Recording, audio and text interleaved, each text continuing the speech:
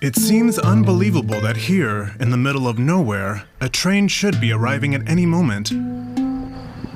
A good portion of these 6 kilometers of track over Hungarian meadows and pastures was financed with European Union funds. Opposition politician Ákos Hatházi isn't looking forward to the trip he's taking for us.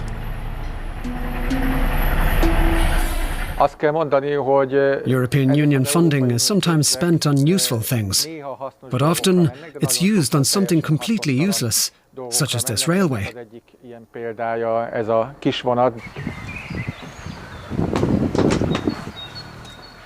The train is rolling through the home village of Mr. Viktor Orban. Few passengers are on board. It comes across as a plaything for the Prime Minister. The mayor is reluctant to speak with us, as are most of the residents. But a young woman in the village shop steps up. Is she thankful for the EU projects? No way.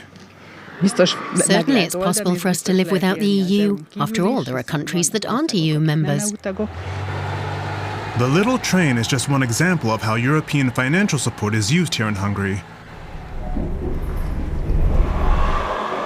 By contrast, here it was useful, but probably won't be available in the future. In the Hungarian capital, Budapest, a subway line was modernized with EU money. Whether other lines will benefit as well is uncertain.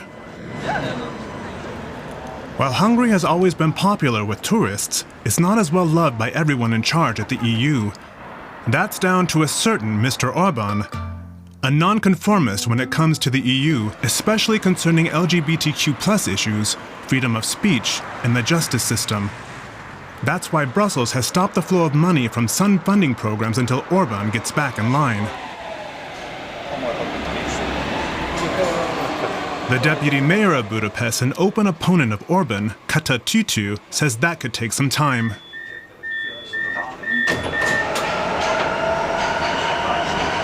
This war between the Hungarian government and Brussels, well, the ones who are losing the most is the citizens of Budapest, because we are using this money in line with the European goals.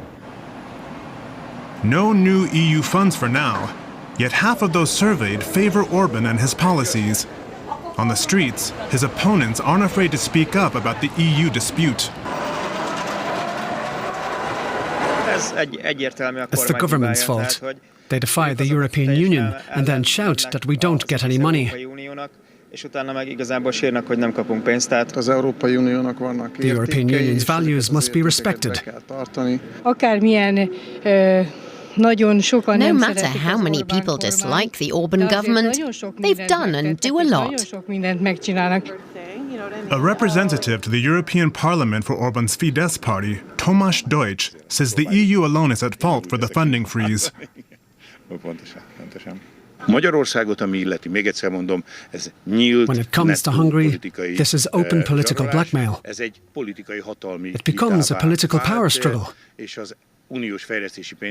Freezing EU development funding is aimed at exercising pressure to change the Hungarian position.